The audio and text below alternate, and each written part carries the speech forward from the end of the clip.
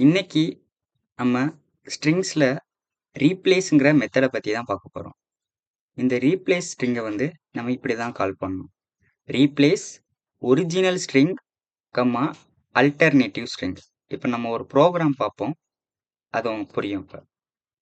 இப்ப நான் ஒரு ஸ்ட்ரிங் கிரியேட் பண்ணியிருக்கேன். ஜியோன்னு. இந்த ஸ்ட்ரிங்க நான் எப்படி ரீப்ளேஸ் பண்ணலான்னு பார்ப்போம். Z dot replace. இப்ப ஒரிஜினல் ஸ்ட்ரிங் குடுப்போம். இப்ப ஜிஇன்னு குடுக்குறேன். ஜிஇ. இது ஒரிஜினல் ஸ்ட்ரிங்.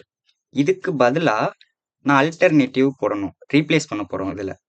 அப்ப இந்த ஜி பிரிண்ட் ஆகணும். இப்போ உங்களுக்கு எப்படி பிரிண்ட் ஆகும்னா ஜேஐஓன்னு பிரிண்ட் ஆகும். ஜியோன்னு.